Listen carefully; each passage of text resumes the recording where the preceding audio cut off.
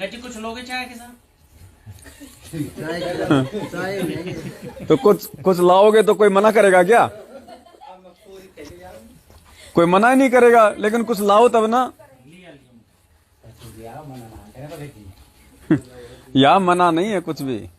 परमात्मा कहते हैं खाले पीले विनस ले रे अंसा, जोड़ जोड़ नहीं धरना रे। बड़े गिलास कर देना। घर में जो भी है नमकीन फमकीन बिस्कुट बास्कुट सब ले आओ, परात में डाल के बीच में रख दो, खाते रहेंगे। ओ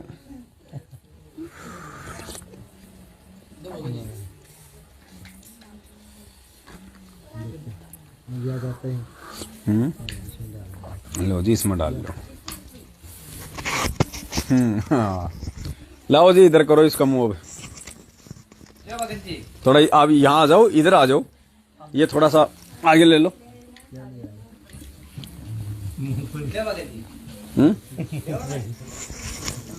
हाँ, अरे इधर लाओ भाई। देखो ऐसे है, पहले यहाँ पे टेस्ट कराया करो।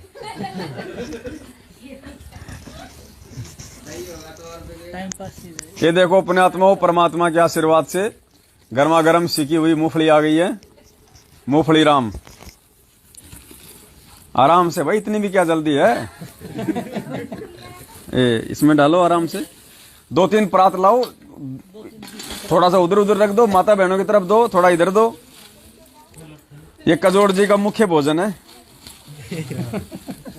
अब इनकी जाड़। अरे भैया, साथ में गुड़ कहाँ है? गुड़ के बगैर मूंगफली खाई जाती है क्या? भगत जी, गुड़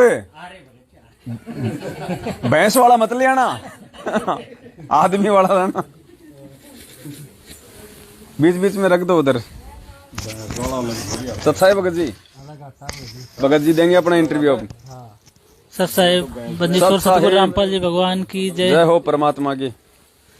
भगत जी, मैं यूपी डिस्ट्रिक्ट कन्नौज से हूँ। अच्छा जी। अभी अम्बाला से आ रहा हूँ। अच्छा।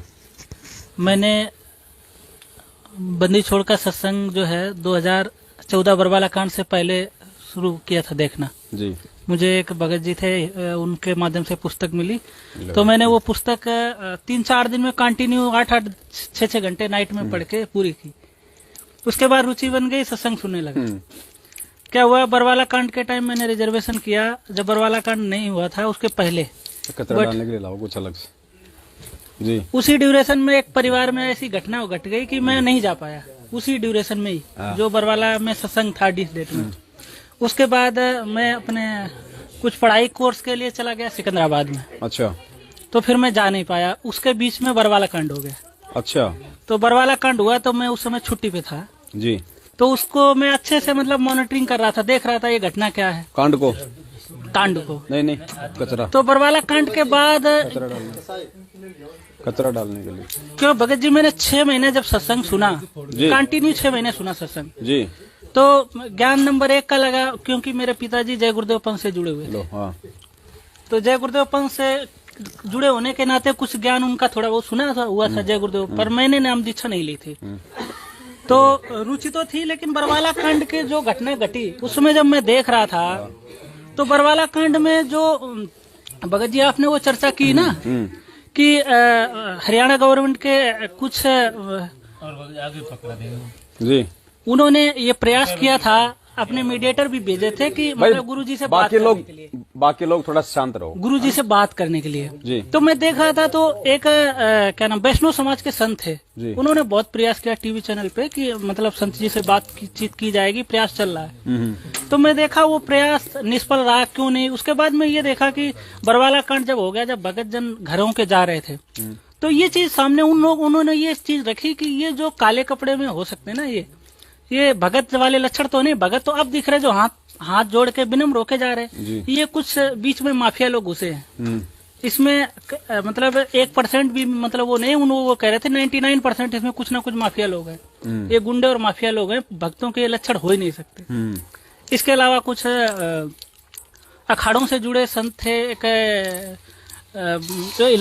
प्रयागराज अखाड़ा के, उनका ये कहना था कि जैसे जिस प्रकार गुरु शिष्य का रिश्ता होता है, तो वो अपने गुरु जी के लिए समर्पित होते हैं, तो नहीं भगत ही हो सकते हैं। तो उन्होंने कहा यदि भगत होते तो ये इन वक्तों में वेरियस डिफरेंस है। जो काले कमांडो थे और जो अब भगत निकल रहे, इनमें कुछ डिफरेंस दिख रहा है। ये भक्तों के लक्षण पर वो भक्तों के लक्षण नहीं हो सकते। दूसरा चीज में ये जो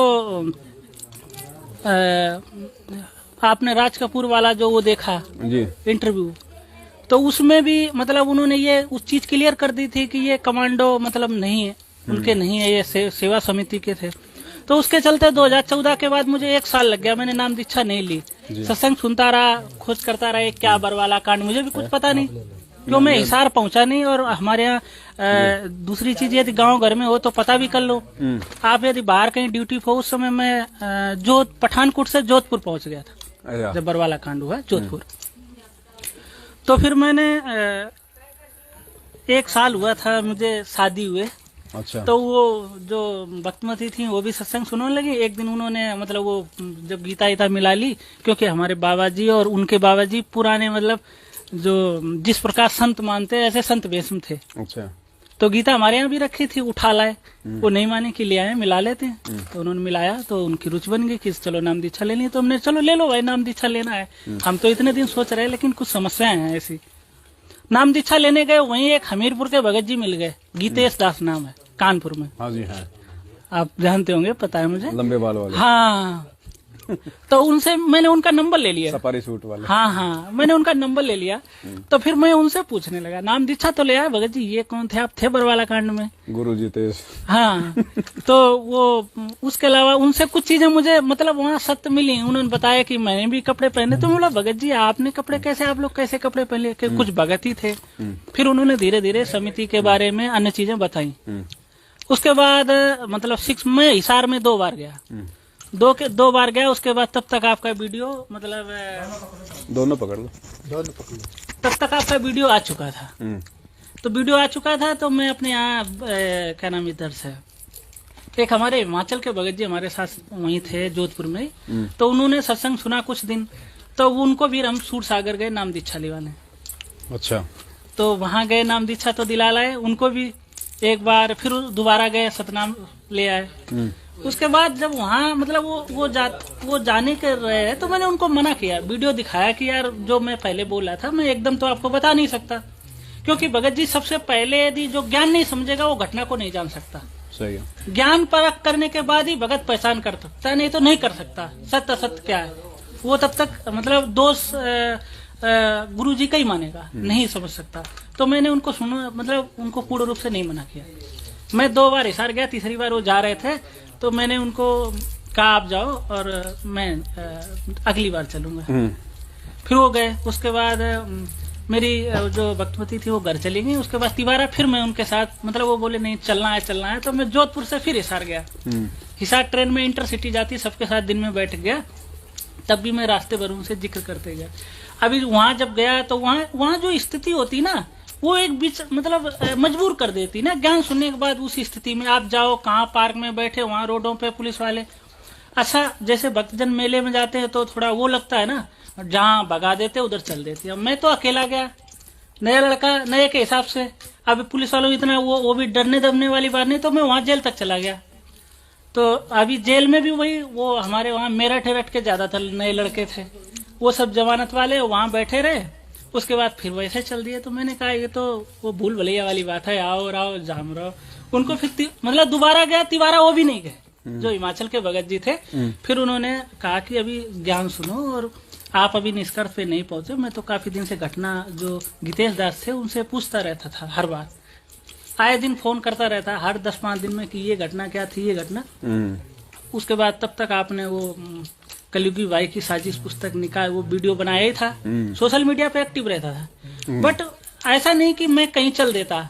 मैं कहने का मतलब मेरठ का जो कांटेक्ट था गीतेश दास जी के माध्यम से, मैं मेरठ भी नहीं गया, क्योंकि जब एक बार देख लिया तो मेन आधार है कि ज्ञान को आधार बनाओ, ज्ञान सुनो, किसी के देखा देखी मत जाओ जी। अब रही बात जैसे बीच में अभी कई लोग थे हवाक आंधी से आए, अमर्यादित भाषा, इधर फोन कर रहे उधर फोन कर रहे। तो मेरी मुलाकात कानपुर में भी एक बार होने वाली थी रामचंद्र दास जी से। तो उसके चलते फिर मैं मेरठ भी नहीं गया।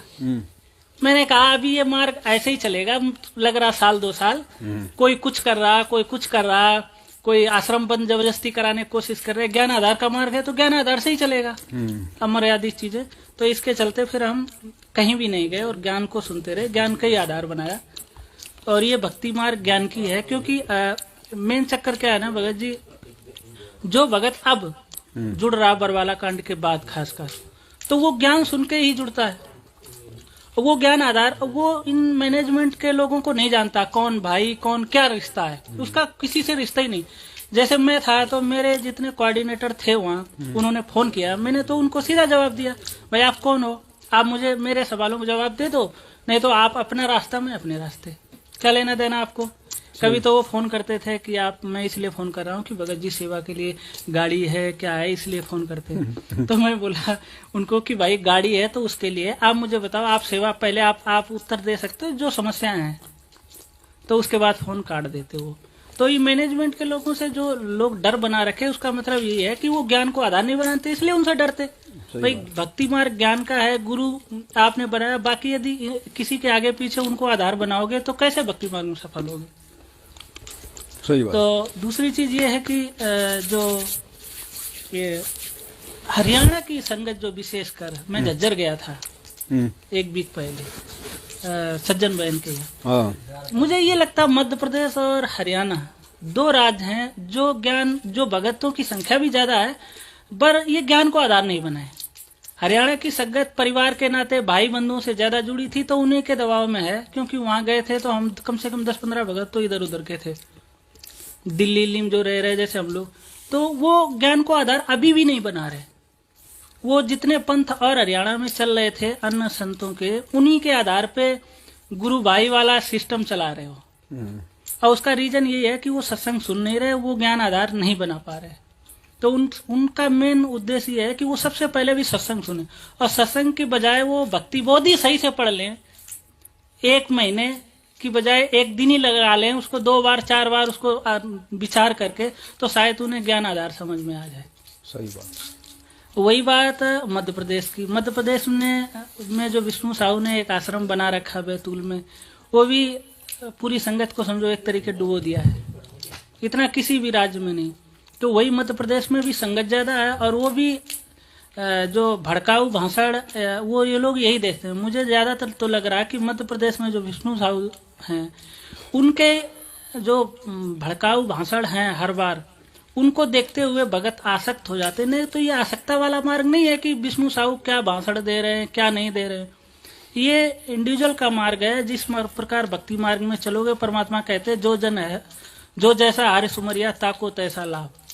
ये नहीं कि विष्णु साहू नारा लगा रहे, ये राजनीतिक पार्टी नहीं है जोरदार से भीड़ में नारा लगा देना कि परमात्मा का अच्छा भगत हो गया। ये पहचान है कि ये जो ऊंचे ऊंचे नारे लगाते हैं ना वहाँ भीड़ होके, तो ये समझ लो ये राजनीतिकरण है, हाँ पाखंडपना है ना ये पूरा। और रही बात जो सार नाम 40,000 भगत ले चुके हैं, मेरा तो सबसे बड़ा संदेश उन्हीं के लिए है। क्योंकि अभी मैं जब गया था अक्टूबर महीने में कन्नौज में, तो मेरा एक चक्कर पड़ गया, एक बहन जी का नंबर मिला था फरुखाबाद, ऐसे सोशल मीडिया से, शायद मैंने भगत जी से कचोल दास जी से लिया था, मुझे उधर कुछ काम था तो मैं गया था। तो वहाँ एक डिस्ट्रिक्ट कोऑर्डिनेटर थे, और वो भगत 30-35 साल एज में, 30-35 साल एज का है, अध्यापक है पैसे से, सारनामी है। तो मैं उसके यहाँ पहुंच गया।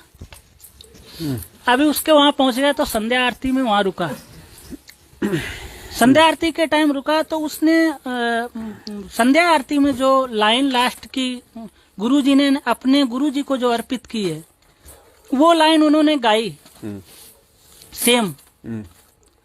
तो मैंने उनको मतलब डायरेक्ट उसी समय तो नहीं रोका, क्योंकि पता है कि ये लोग मानते नहीं। ज्यादातर इन जितने सारनामी और इनके पुराने भगत वो कहते हैं कि तुम अच्छा नए अभी वो बन गए, मैं तो 8 साल का भगत हूँ, मैं तो नए 10 साल का हूँ, मैं तो वहाँ सेवा करता रहा। तो उन्होंने वो लाइन जब गाई तो मैंने उस समय तो उनको कुछ नहीं कहा। फिर मैंने उनको एक वीडियो भेजा, और वीडियो भेजा कि भगत जी आपको आप कोऑर्डिनेटर रहे हो एक डिस्ट्रिक्ट के, और आप कहते हो मैं 2011 में सेवा में रहा, और करौथा कांड के टाइम, जब बरवाला कांड के बाद जो करौथा कांड हुआ था ना दोबारा 2013 में, तो वो बोले मैं सीसी का था, तो कहीं मैं वहां जब गया आश्रम में तो भगत कह रहे थे आप ऐसे करो, आप ऐसे वो रोल करो, आप ऐसे वो बनो, मतलब मोर्चा लो। तो मैंने उनको कहा भगत जी आप वो बात, अब चलो जो गलती हो गई, तो आप भगत बनने गए कि मोर्चा संभालने गए थे? मोर्चा संभाल रहे थे तब तक था, लेकिन अभी तो वो बात आपसे नहीं निकलनी चाहिए ना। आप तो भगत वाले लक्षण होने चाहिए, आप सारनामी हो। आप उस समय आप चलो यंग थे, आपको नहीं उतना नॉलेज था। फिर उन्होंने उनको वही चीज मैंने कहा कि भगत जी आप जो ये पुस्तक रखे हो क्या आपने ये पढ़ी? तो बोले भगत जी मैंने तो नहीं पढ़ी। तो मैंने पढ़ी नहीं तो आप इसकी सेवा क्यों कर रहे हो? आप तो जैसे 50% संगत ऐसी है जो 50 साल के ऊपर हैं, वो सोशल मीडिया में एक्टिव नहीं है। इसके अलावा कुछ भगत लोग अपने कार्यों में ज्यादा बिजी हैं। पर आपको तो पता है गुरु जी किस धारा में है। क्या कोई ऐसे संभव है कि देशद्रोह की धारा में कोई पुस्तक लिख सके या अन्य ऐसे कार्य कर सके, वो बाहर आ सके? दूसरी चीज ये है कि माफिया लोग जो हैं जेलों में, नेता लोग, उनकी चल जाती है क्योंकि वो संरक्षण में होते हैं। पर गुरुजी तो ऑलरेडी हाईलाइट हैं गुरुद्रोह, मतलब देशद्रोह के केस में वो इतना हाईलाइटेड हैं, उनके ऊपर ऑलरेडी सीसीटीवी निगरानी है, एक मॉनिटरिंग होती है, जब भी मिलाई होती है उसकी भी, कोई चीज खाने तक की नहीं जा सकती ऐसे बगैर उसके। तो मैंने, आप ये पुस्तक यदि बांट रहे हो तो पढ़ना भी तो चाहिए, आपके पास टाइम नहीं है क्या इतना? तो मैंने कहा, मैंने उनको फिर वो दोनों लाइनें बताई जो इन्होंने नई पुस्तक को पुरानी जीने की राह में जो मिलावट कर रखी। तो बोले भगत जी वो तो हो सकता है मिलावट, तो मैंने हो सकता है, गलती हो सकती, तो मैंने गलती हो सकती जब गुरुजी ने लिखी नहीं तो आप कैसे मान के इसको प्रचार कर रहे हो? फिर पर वो नहीं, मतलब तैयार नहीं हुए तो मैं उनके यहाँ बहस भी क्यों करूं?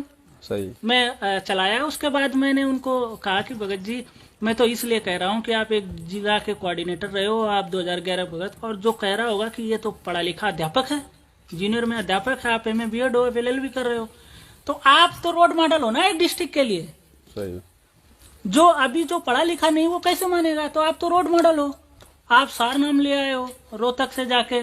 तो बोले भगत जी मेरा जो मैं हूँ अब मैं कट कर दिया हूँ, क्या मतलब कोऑर्डिनेटर नहीं रहा हूँ, और मैं जो हूँ मतलब डिस्ट्रिक्ट के ग्रुप में भी नहीं हूँ। तो मैंने ग्रुप में नहीं तो सिर्फ मैं रोहतक जाता हूँ। तो मैंने फिर ये तो क्या बात, तो वही हो गई। आप जो हेड ऑफिस तो जा ही रहे हो आप जन से रिश्ता आपने कांटेक्ट कम कर लिया ना अपने निजी कारणों से। क्योंकि मैंने वो पहले भी पूछ लिया क्यों कम कर दिया, तो उन्होंने बोला मैं तो समीक्षा अधिकारी का एग्जाम। तो मैंने बोला ये कहिए आप, सत्यता तो ये कि आपने अपने निजी कामों की वजह से अपने आप को अलग कर लिया। आप रोहतक से जुड़े हो तो इसका मतलब आप अभी कंटिन्यू जुड़े हो। तो सिर्फ कहीं मैं रोहतक जाता हूँ तो मैंने रोहतक क्या सचिवालय है क्या भाई? आप तो फिर ज्यादा महत्व दे रहे हो रोहतक को, इसके मतलब आप सार नाम ले आए। तो मैंने कहा भगत जी आप इतने दिन हो गए, आपने एक भक्ति बोध ही नहीं पढ़ पाई, आप सार नाम लेने के लायक कैसे हो गए आप? जब तक सार नाम, तो पहली बात तो छोड़ ही दो, कोई भी नाम जो भगत होगा लेने से पहले सत्संग सुन रहा है तो उसका विवेक जाग जाएगा, वो हर नाम को वाणी से पकड़ लेगा परमात्मा। और आप सार नाम ले आए तो वो फिर मेरे से नाराज हो गए। मेरे से बोले सुखवीर मेरा नाम लिया, बोले अब आप दोबारा नहीं बोलना। तो मैंने ठीक है, मैंने फोन काट दिया उसको। उसके बाद उनके ठीक है बिल्कुल आपकी बात पे बिल्कुल ब्रेक कर रहा हूँ। उसके बाद मैंने उनको 15 दिन बाद फिर एक दिन कॉल किया। तो मैं कहा भगत जी कोई बात नहीं, मेरी बात तो आप सुनोगे नहीं, मैं आपको सत्संग दूं गुरु जी का, वो तो नहीं कि सुखवीर के द्वारा भेजा हुआ सत्संग भी नहीं सुनोगे, उसमें तो कोई दोष है नहीं। तो मैंने उनको 2 सत्संग भेजे 15-15 मिनट के, और उसके बाद आज तक उनका कोई रिप्लाई नहीं आया। तो मैं कहा भगत जी जाग जाना है तो जाग जाना, इसलिए क्योंकि आप कोऑर्डिनेटर रहे हो, पूरा ग्रुप बना रखे हो, तो एक डिस्ट्रिक्ट तो संभालोगे आप। अब मैंने कहा मैं, रही बात मेरे डिस्ट्रिक्ट की, जितने नंबर आप लोगों से लिए थे वो तो सुनने को तैयार नहीं, वो तो नंबर ब्लॉक कर गए मेरा। सभी बिल्लौर कोऑर्डिनेटर और कन्नौज डिस्ट्रिक्ट में जो 3 कोऑर्डिनेटर नामदान संचालक, तो ये लोग एक्चुअल में जो है ना वो सुनने वाले नहीं। खासकर जो संगत जागेगी, वो जो अब नाम दीक्षा ली है बाद में वो जागेगी। इसके अलावा जो लोग सोशल मीडिया में नहीं एक्टिव थे, अब उनके पास मतलब ये सारी घटनाएं पहुंच रही वो। बाकी आप सोचो कि ये जागने वाले आप कितने भी चिल्लाते रहो, ये नहीं जागने वाले, क्योंकि ये ज्ञान को जब आधार ही नहीं बनाना चाह रहे, ये श्रेष्ठता में हो गए ना कि मैं तो बहुत पुराना भगत हूँ, मैं तो सारनामी हो गया, मैंने तो बहुत इतनी सेवाएं की हैं, तो ये चीज इसलिए ये लोग नहीं सुन रहे और ना सुनने वाले हैं। सही बात, सत्यता ये तो ये है। बिल्कुल। आप जैसे कितने भी वीडियो बनाओ, कितनी भी घटना आ जाए, अभी देखिए जिस प्रकार चलो ठीक है, पीला पर्चा भी यदि ये मानते हैं कि ठीक है गुरु जी का, तो कम से कम उसका आधार तो देखना चाहिए ना कि क्या ये आधार हो सकता है ना, इसकी जो भाषा शैली है वो क्या किसी तथ्य से मैच करती है कि नहीं मैच करती है। तो कहने का मतलब ये बिल्कुल अन्य पंथों से भी गए गुजरी स्थिति हो गई एक्चुअल में देखा जाए। अन्य पंथ वाले तो आगे पीछे तब भी नहीं घूमते, ये बिल्कुल वो हो गया कि गुरु जी का आदेश आ गया। रही बात फिर मैंने उनको बोला कि भगत जी आप जो कर रहे हो, सेवाएं कर रहे हो, आप दान कर रहे हो, जो ये पैसा निरर्थक जा रहा है, तो बोले वो तो मालिक के ऊपर है। तो मैंने बोला फिर परमात्मा ने ये कहा ये क्यों कहा है कि करत हो पुण्य होते हैं पापम, तो इसका मतलब आप क्या समझ लो, आप तो जानबूझ के और कर रहे हो, सही, मतलब सब उनके ऊपर छोड़ दो। तो फिर मैंने कहा ज्ञान सुनने की जरूरत थी, फिर किस लिए सत्संग सुनने जाते रहो, सब कुछ छोड़ दो, कुछ करने की जरूरत ही नहीं है, भक्ति भी परमात्मा कर लेंगे हमारे। हाँ, तो ये चीज है भगत जी, ये नहीं सुनने वाले हैं, कितना भी वो करो, ये लोग उनके एकदम कहने का मतलब अधीन हो गए, ज्ञान आधार ही नहीं रहा, पीले पर्चों पे ऐसे डिपेंड हो गए कि मतलब ये कुछ नहीं सुनने वाले, जो आदेश आ गया बस वही सुधार, ये इंतजार करते कब पर्चा आए कब नेक्स्ट आदेश आया। तो अभी जो मध्य प्रदेश के मंदसौर में जो गोलीकांड हुआ है उसकी भी आपको सूचना होगी? बिल्कुल भगत जी, क्यों नहीं है। तो आपको क्या लगता है? देखो भगत जी, अभी ये तो विचारणीय विषय ना, इनको सोचना चाहिए ना कि जहाँ सत्संग हो रहा और परमात्मा के रमैनी होने जा रही सत्संग हो रहा, यदि वहाँ परमात्मा विद्यमान है तो ऐसी घटनाएं क्यों फिर ऐसी अकाल मृत्यु। और फिर दूसरी चीज, ये अकाल मृत्यु हो जाने के बाद ये कहते सतलोक चला गया, तो फिर कुछ करने की जरूरत ही नहीं, फिर तो लोग एक्सीडेंट मर जाए फिर वही सतलोक जाएंगे। गोली सतलोक जाए तो गोली खाओ ने। हाँ नहीं, फिर तो भक्ति की जरूरत ही नहीं है, फिर तो एक्सीडेंट मर जाओ और फिर सतलोक चले जाओ, फिर तो अच्छा विधान है ये। तो ये भगत जी ज्ञान आधार न होने की वजह से ऐसी अज्ञानता एकदम सवार है। परमात्मा का ज्ञानी मतलब ये भक्ति मार्ग ही ज्ञान आधार का है। यही हो जाता भाई जब जगत वाले की गोली से सतलोक जा रहे हैं, हाँ। और भगत अगर आपस में मारना शुरू कर दे एक दूसरे को तो तुरंत जाएंगे वो तो भगत जी इनसे पूछा जाए कि परमात्मा को फिर उस गीता ज्ञान में अर्जुन को क्यों ये कहा कि जब नाना प्रकार के इधर उधर आस्था छोड़ के तब तू भगत बनेगा, फिर उसको युद्ध करने में क्यों उसको ये स्थिति नरक वो क्या नाम अपने शरीर को पहाड़ों त्यागना पड़ा, 3 ताप कटवाने पड़े। तो पूछा जाए कि फिर वो स्थिति क्यों आई उनकी, जब तुम्हारे भगत गोली मारने से सतलोक जा रहे हैं तो फिर अच्छी बात है, फिर क्यों घूम रहे हैं। ये तो अगम की बातें, ज्ञान की बातें, ये तो उनके आसपास भी नहीं है, वो तो खाली बस आदेशों के भूत हैं।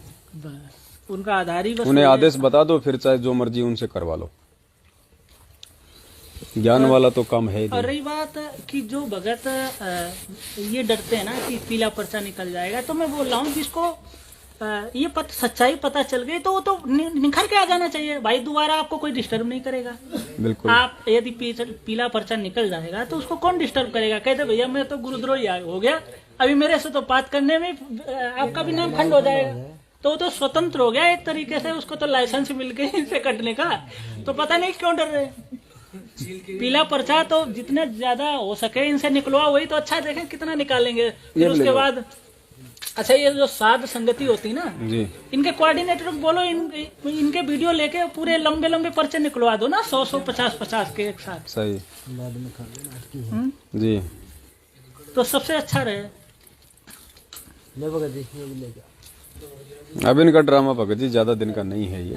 नहीं ड्रामा तो अब क्या ड्रामा चलेगा, अभी तो 2 साल कहने वाला 2020 से लेके और 22 एंट्री होने वाली है, अभी ड्रामा का तो टाइम हो चुका जो होना था इनका। देखो परमात्मा ने भक्ति पाप और पुण्य की बताई है, जब तक आपके पुण्य शेष आप कितने कुकर्म करो आपका बाली बाकर नहीं होगा। बात जैसे ये इंटरव्यू दिखाते हैं, इंटरव्यू से मुझे भी सेटिस्फेक्शन इसलिए नहीं है कि यहाँ इस देश में थोड़ा ये वाला माइक रखो आप ये पास वाला? में, हाँ ये वाला, वो कम है, हाँ। क्योंकि इस भक्ति मार्ग से मान लो फॉर एग्जांपल ये तो अपनी कितनी भी संख्या बोल दें, मुझे तो नहीं लगता कि 20-25 लाख से ज्यादा होगी। जब बरवाला कांड हुआ था उस समय 15 लाख की संगत थी टोटल। तो भगत जी यदि 15 लाख की संगत थी ना, तो 20 लाख से ज्यादा नहीं हो पाएगी। अब फिलहाल बार बता रहे हैं 20 लाख से ज्यादा संगत हाँ, नहीं क्यों विष्णु साहब मध्य प्रदेश के जब वो पिछला इंटरव्यू दिया तो उसमें बोला है। है राजनीतिक व्यक्ति है ना, इनको तो राजनेताओं को वोट बैंक दिखाना पड़ता है। विष्णु साहब जी अभी अच्छा एक चीज ये आप समझो कि जब 20 लाख सुनिए 20 भगत जी 20 लाख सुरेश जी अभी इंटरव्यू दिलाएंगे तब बोलना।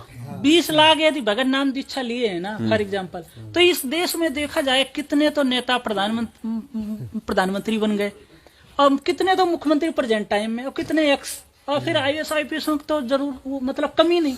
तो सुख देखा जाए ना, भौतिक सुखों की तो कमी है ही नहीं। भगत तो 20 लाख है और 20 लाख में वो भी सामान्य, क्योंकि 20 लाख भगत जी वो हैं जिन्होंने नाम दीक्षा ली हुई है, बाकी 50% तो बरवाला कांड होते ही अपने घरों में बैठ गए थे। ये भी सत्य है, क्योंकि भगत जी मैंने इस बार क्या हुआ, पहले कानपुर के अलावा कन्नौज डिस्ट्रिक्ट में नामदान केंद्र नहीं था। अभी भगत जी क्या हुआ, ये जो 2020 में कोरोना के टाइम पे हमारे डिस्ट्रिक्ट में नामदान केंद्र खुला है। कहाँ पे और नजदीक करूँगा इसको यहाँ लगा लो। हमारे डिस्ट्रिक्ट में नामदान केंद्र खुला है, कहाँ पे, तिरुवा में, कन्नौज डिस्ट्रिक्ट का। तो मैंने सोचा हमारे नजदीकी नामदान केंद्र आया तो भाई पता किया जाए किसका है। तो मैं इधर ही था, इधर से मैंने फोन करके नंबर लिया। वहाँ तिरुवा देवी, वहाँ अन्नपूर्णा देवी का मंदिर है जहाँ पे आश्रम है। तो मैंने इनको तो मैंने उनके मतलब कोऑर्डिनेटरों का 2 का नंबर लिया और जो नामदान केंद्र चला रहे उनका। तो मैंने पूछा भगत जी कब ये नामदान केंद्र हुआ, तो बताया कोरोना के बाद परमात्मा ने रजा की और ये नामदान केंद्र खुल गया यहाँ, उनसे जो नामदान चला रहे हैं। तो फिर मैंने उनका पूछा तो उनका वही आधार था क्या, बीमारी।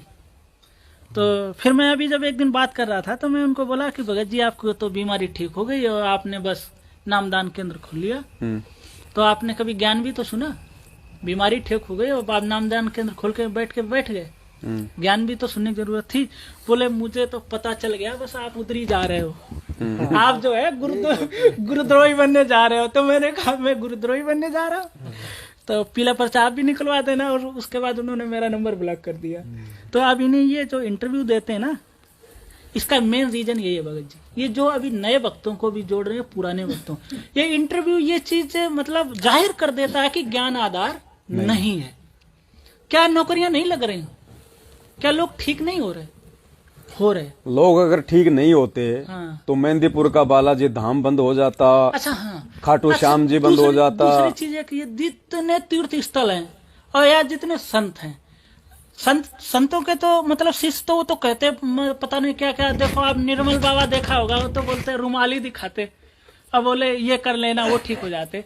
तो जो धामों पे जा रहे हैं वो कहते हैं मुझे वहां ये मिल गया वो मिल गया। तो इंटरव्यू सबसे बड़ा रीजन है। मैंने आज तक इनके इंटरव्यू जो गुरुजी जो इंटरव्यू मतलब बताते हैं उसके अलावा, क्योंकि इंटरव्यू में इनके 5% भी भगत जो है वो ज्ञान आधार को नहीं बताते। वो ये नहीं बताते कि ज्ञान है क्या। नहीं आवाज कम आ रही, वो कोई भी ये बात तो करते ही नहीं ना कि ये भक्ति मार्ग क्या चीज है। वो सिर्फ ये कहते हैं कि हमारे गुरुजी जो है ना वो सभी धर्मों को मिला के एक पंथ चला रहे हैं और सदग्रंथों के हिसाब से जो है ना वो भक्ति बता रहे हैं। अच्छा ये पूछा जाए इनसे कि जितने संत हैं, कोई ये कहता कि मैं सदग्रंथों के आधार पे भक्ति नहीं करा रहा। ये सदग्रंथों का तो आधार तो सभी बता रहे हैं। बात तो यही, संगत तभी तो फंसी है ना। आज जितने पंथ हैं, जय गुरुदेव पंथ, राधा स्वामी के जितने भाग हैं, ये क्या ये भी तो कहते हैं कि मैं तो मतलब सतलोक, ये तो सदग्रंथ छोड़ दो, ये तो कहते हैं इनसे भी ऊपर हमारा तो सतलोक का ज्ञान है।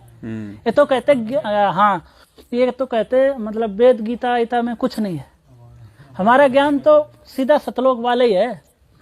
हाँ, तो ये सीधा मतलब वो नहीं, इंटरव्यू वो होना चाहिए ज्ञान आधार की ये भक्ति मार्ग क्या है, कुछ निर्णायक चीजें रखनी चाहिए। अब ये इंटरव्यू दिखाते हो भगत जी, आपको इससे क्या लाभ मिला, उससे पहले आप क्या करते थे। अरे उससे पहले आप क्या करते थे, पूरे कहने का मतलब पूरी जनसंख्या ही वही कर रही। सही। या तो देवी देवताओं की पूजा होती है जहां कुलवंश, और नहीं तो फिर क्या हुआ, कुछ लोग जो खासकर जो 3, 4, 5 राज्य हैं, इनमें लोग पंथों से जुड़े हुए हैं। यही उत्तर भारत ही मानो, इन्हीं में पहले भी संत रहे हैं, तो इन्हीं राज्यों के लोग पंथों से जुड़े हैं। नहीं, वो तो फिर आप जो भी टीवी चैनल है, साधना है, संस्कार है, हाँ, जैसे ही 1 घंटे का सत्संग आता है गुरुदेव का, उससे पहले और उसके बाद के जितने भी आप सत्संग देखोगे, सबके इंटरव्यू आते हैं लास्ट में।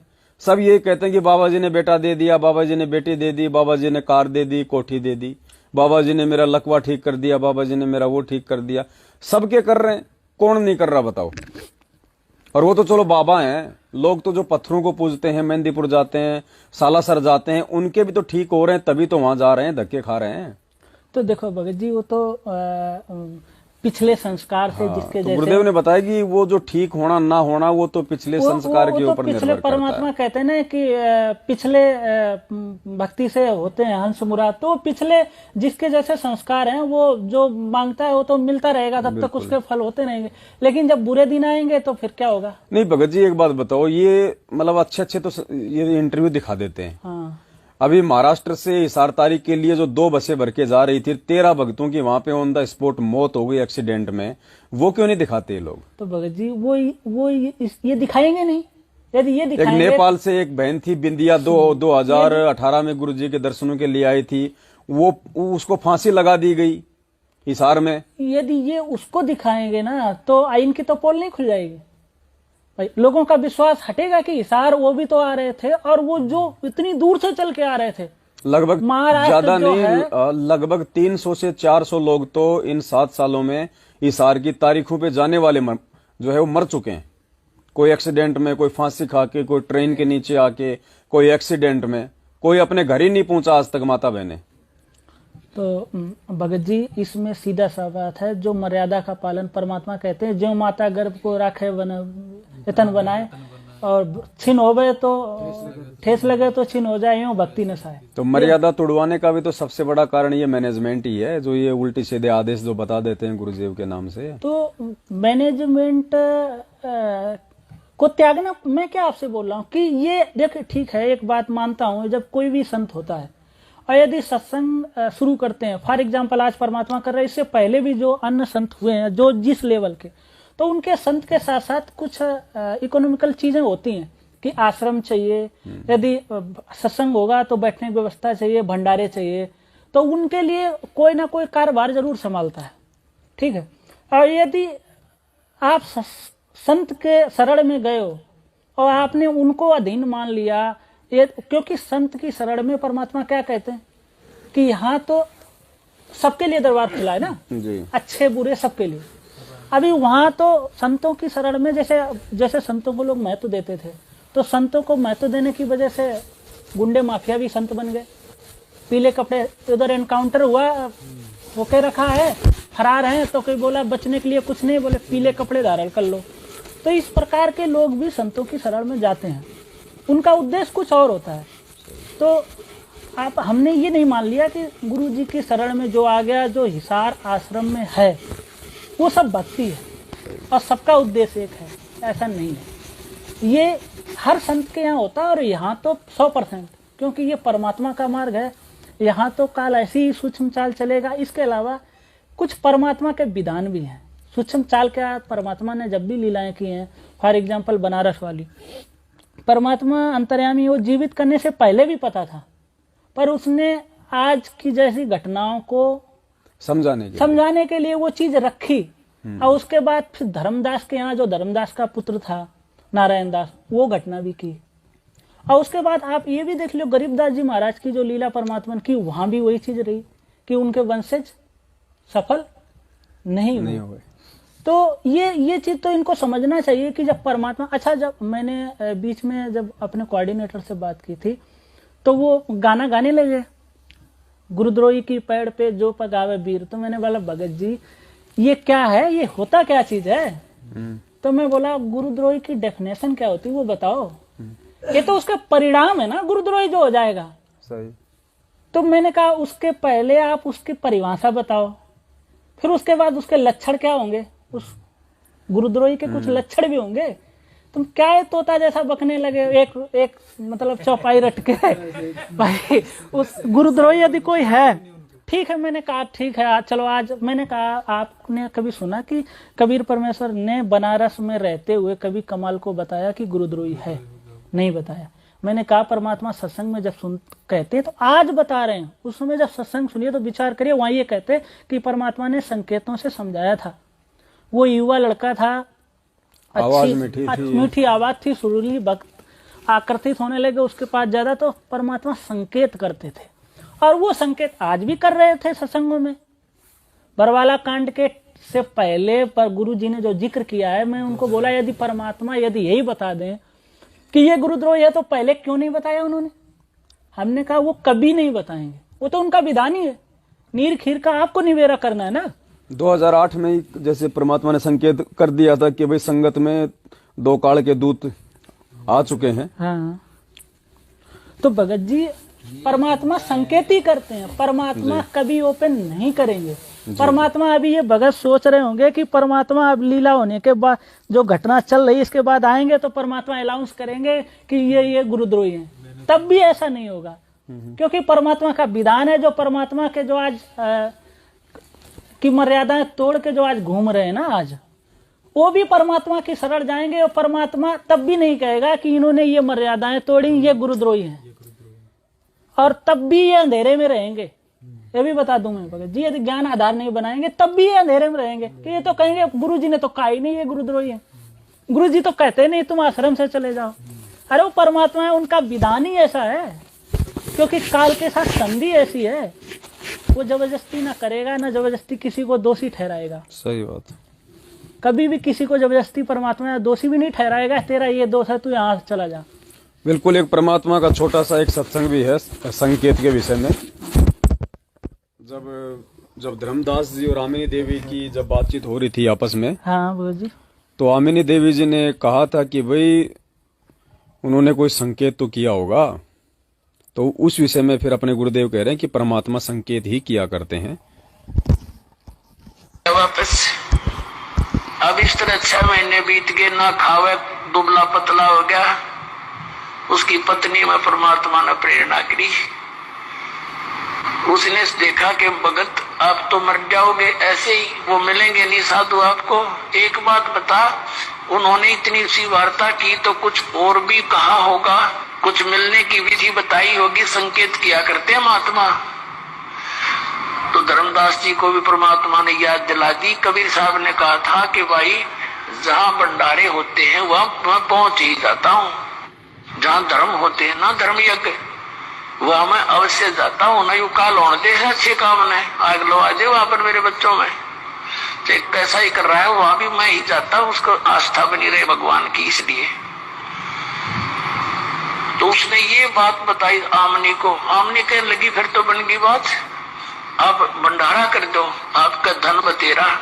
परमात्मा ने दया कर रखी, सेठ हो आप तो, और भंडारा कर दो। उसने कहा था 1 दिन का, उसने 3 दिन का दिया, क्योंकि खुले हाथ का था कि कदे 1 दिन में ना आवा गुरु जी महात्मा जी। 3 दिन का धर्म भंडारा कर दिया और बहुत दूर तक चिट्ठियां भेज दी। तो यहाँ भी परमात्मा कह रहे हैं आमिनी देवी के माध्यम से संकेत करते हुए कि महात्मा संकेत ही किया करते हैं।